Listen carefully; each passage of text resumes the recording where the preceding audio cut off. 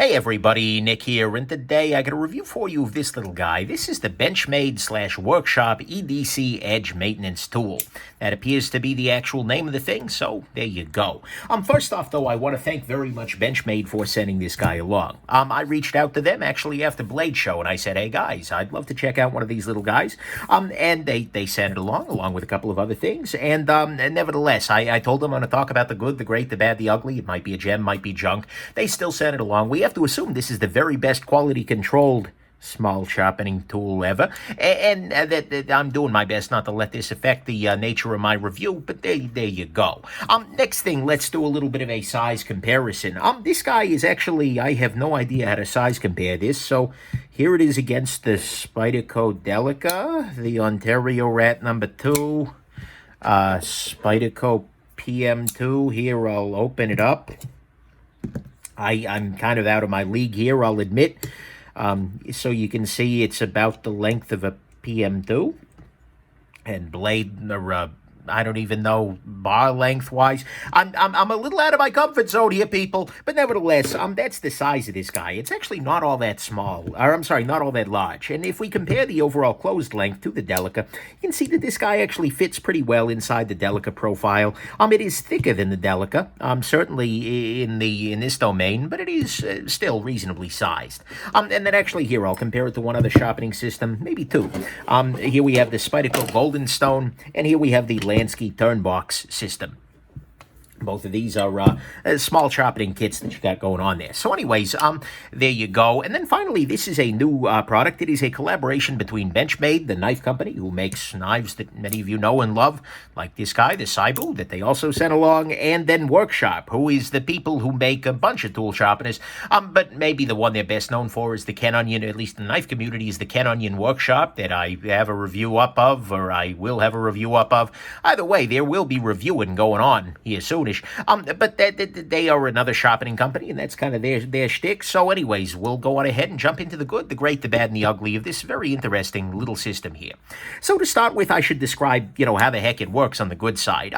What this includes, and very little else, is a pocket clip in the back here, which allows this to be clipped into your pocket. That's generally what pocket clips do. But it also includes two pretty solid little methods of sharpening. To start with, over here, we have a ceramic sharpening rod.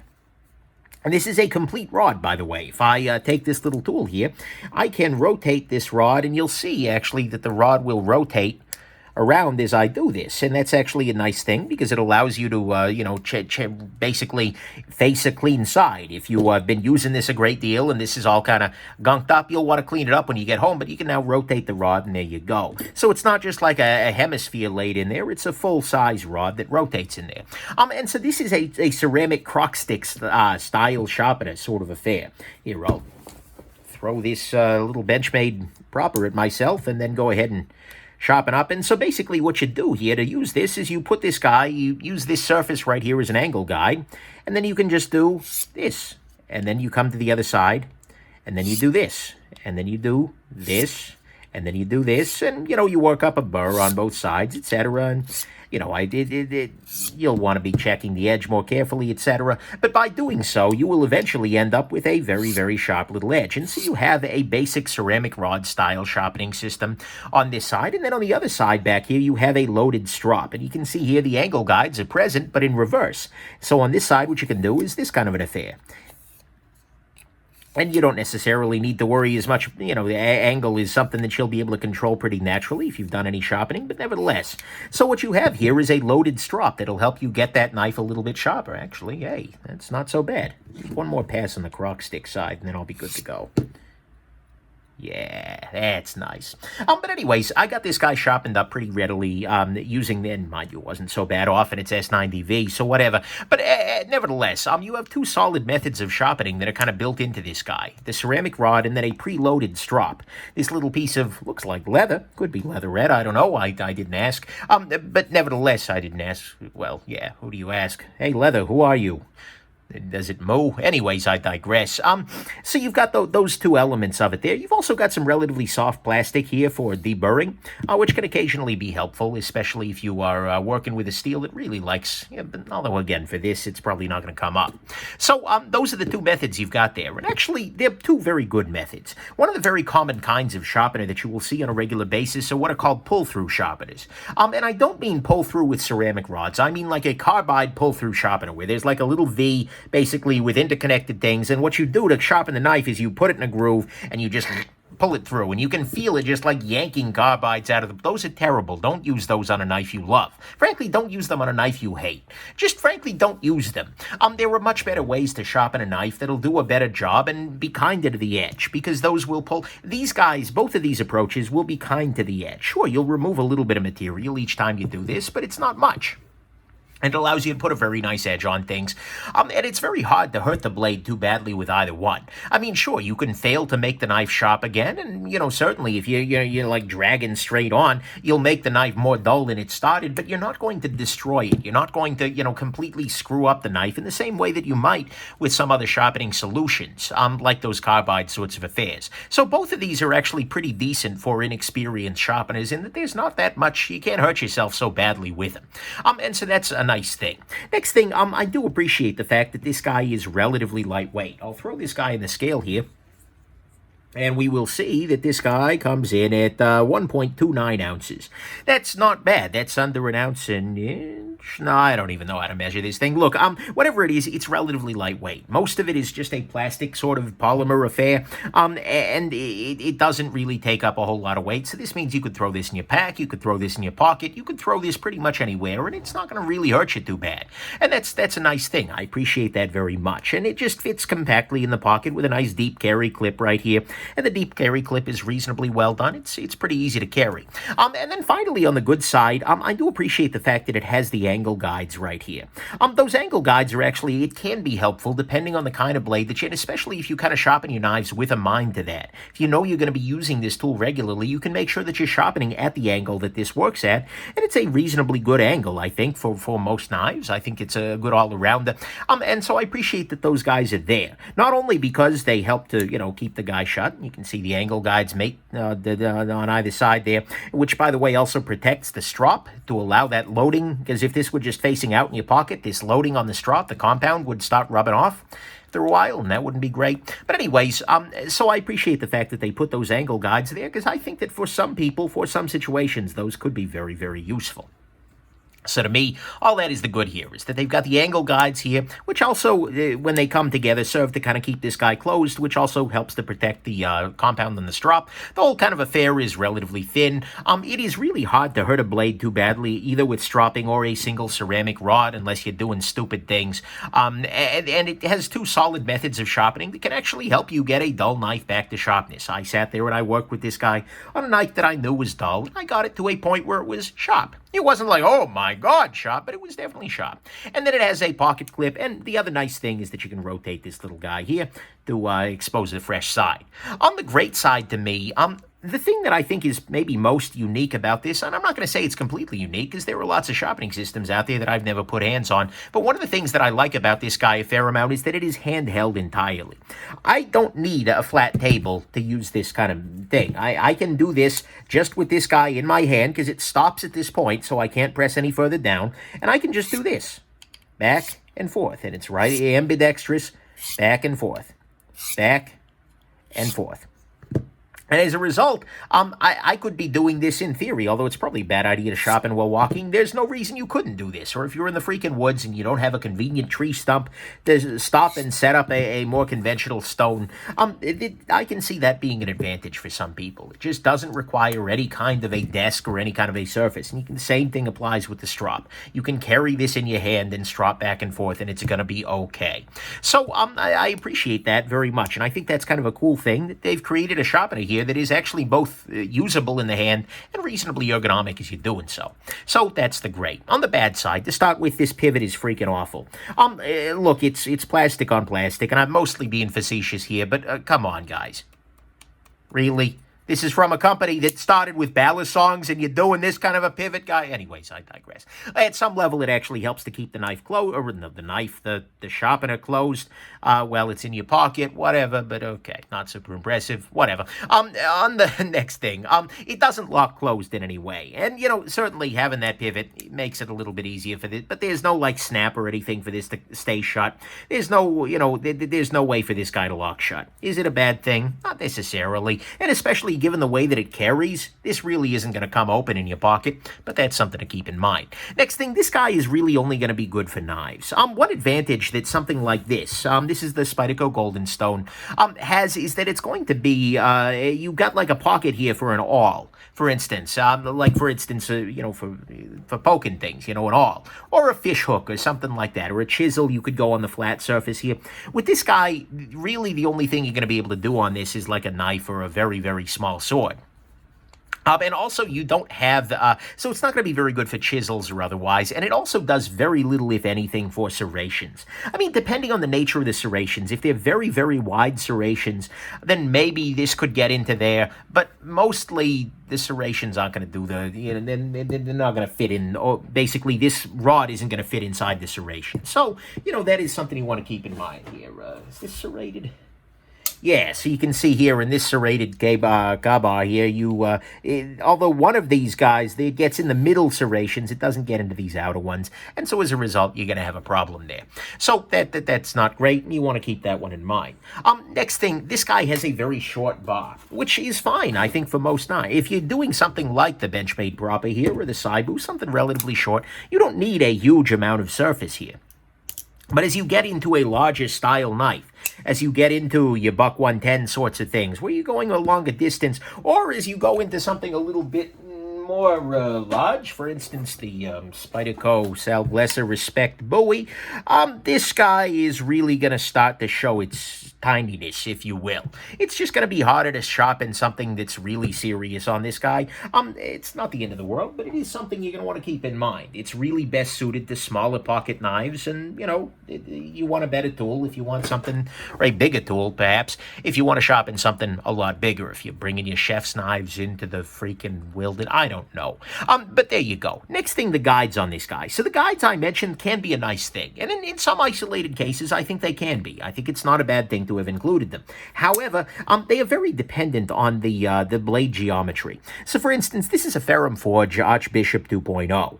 And so on this guy, the knife is willing and able to sit flat against the guide there. But if I were to use a knife that's a little bit thicker, for instance, here we go. The Cold Steel Mini Tough Light here.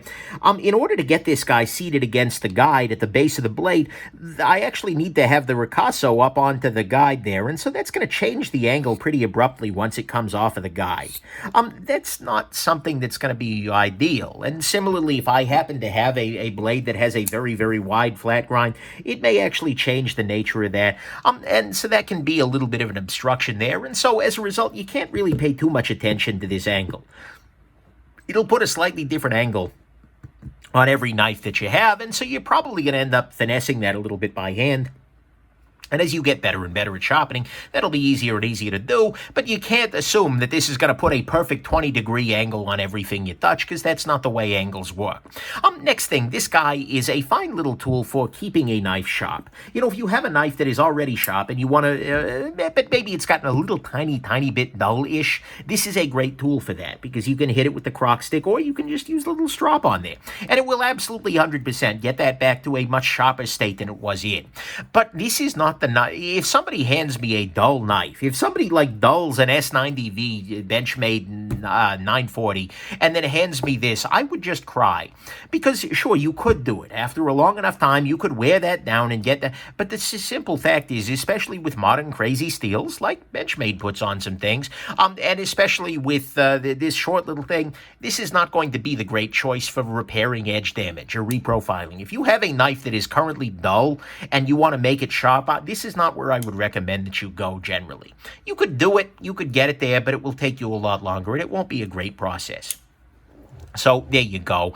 This is really, and I like the way that they refer to it, is the EDC Edge Maintenance Tool. You have to have an edge that you're maintaining for this to work well, rather than adding an edge, which would be a different tool. Then finally, on the bad side, the price is, it's $42.50 right now.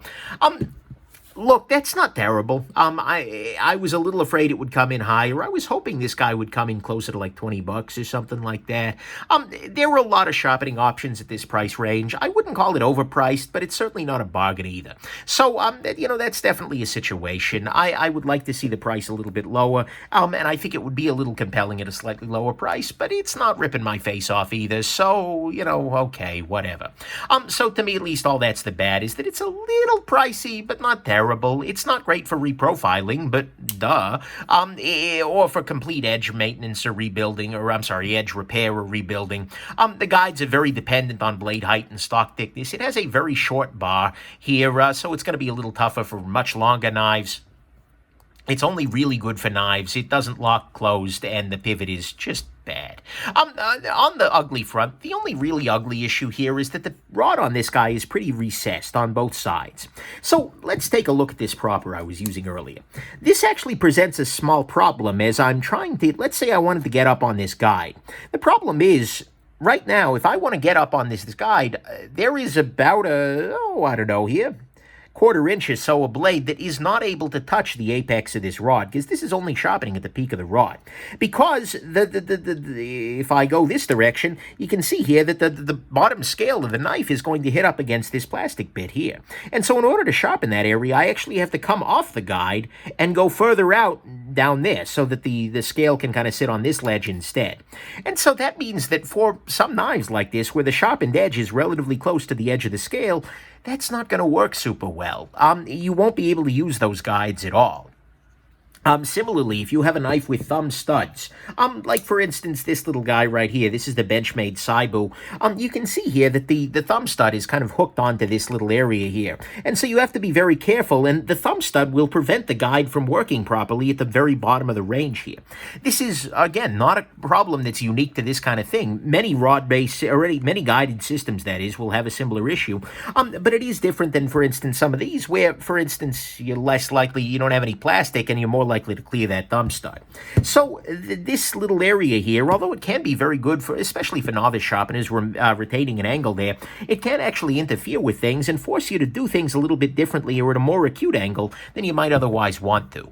So having that rod recessed in there can actually be a little bit problematic. Also, it can be trouble for deeper recurve kind of situations. Although again, I don't tend to keep crazy recurves around. But you do have to keep in mind that when you purchase this guy, because of this plastic that's sitting around this rod, you will in places be having to work your way around that plastic, and that's a little bit ugly. Although, like I said, I kind of understand that at some level, especially for a novice sharpener who wants to keep one fixed angle for one pocket knife. So, it's ugly, but I don't think it's like the kind of ugly that breaks everything in half. It's just something you really have to keep in mind, and a reason why, if you're more advanced, or if you have a lot of knives that tend to have big thumb studs, you might try something else that maybe gives you a little bit more flexibility. So that's the ugly, is that this rod being recessed with this plastic guide and these rails on the side here can make it a little bit difficult to use with some knives. On the final conclusion front, I actually kind of like this thing. I handled it at Blade Show, and my immediate kind of impression was like, oh, that's a neat little idea, right? And it is. It's a cute little system for maintaining an edge, and it's kind to blades. It's not doing the pull-through stuff that just, it scares me. So you're not going to hurt your blade too badly. It's going to be perfectly effective. You can get this guy to get a nice sharp edge on something. It's very, very easy to carry. Easier to carry than any other sharpening system I'm really aware of. Well, okay, edge maintenance system that I'm aware of. And it's very usable even in your hand. Even walking down a freaking trail. Again, don't be sharpening a knife as you're walking down a trail. That seems like a dumb idea. But anyways, it's not going to be great for huge knives. It doesn't do serrations. It doesn't do chisels. The guides will be of some limited utility. It's not going to work for serious edge rehab. It's maybe a little pricey, and the rod will struggle with some specific configurations of blade and handle and thumb studs and whatnot. But the thing is, I think overall they've set out to do something reasonably simple here, and I think they've accomplished it well. I think this is a neat little tool. And it is, but certainly, it's not the only tool that's out there, and it's even not that amazing of a bargain if you just need sharpening, right? So if you are a hobbyist and you're thinking to yourself, I like knives, right? I want to be able to maintain my knives' edges. This will work. It'll help you maintain the edge, but the thing is, I think you can find better value, because this is twice the price of, for instance, the Lansky Turnbox system, which has a similar set of crock sticks here. You can do something very similar, but it works a little bit better on a desk, and it doesn't have those same issues with interfering with everything else, interfering with the handle of the knife and whatnot. So, considering that this is half the price of that, and you get 2 sets of sticks and 2 different angles, that can be a compelling choice right there. Similarly, you're not that far off. At $40, you're not that far off from $60 for like the Spyderco Golden Stone, which is my sort of easy edge maintenance tool of choice, that and just good old-fashioned leather strop. This is $60. The Spyderco Shopmaker, pretty similar. And again, that's going to be a nice system if you've got a desk that you're sitting at. That'll work pretty well.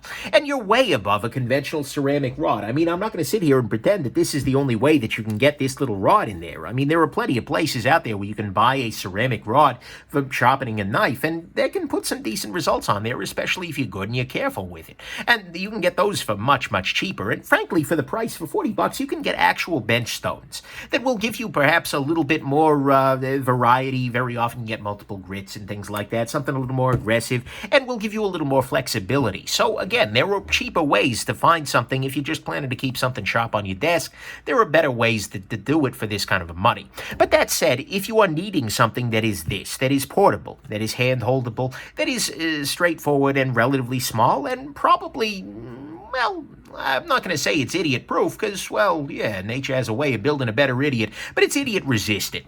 This will work, even if you don't have all that much sharpening knowledge. The guides will help, etc. Then I think this is actually a pretty nice little thing, and I can't think of any better system for maintaining a sharp edge from the pocket and from the hand than this little guy. So, anyways, there you go. I think it's a neat little approach, and I think for a certain subset of tasks, it's going to be a really nice choice. I hope this has been interesting to you, and have yourselves an absolutely wonderful rest of your day. Bye now.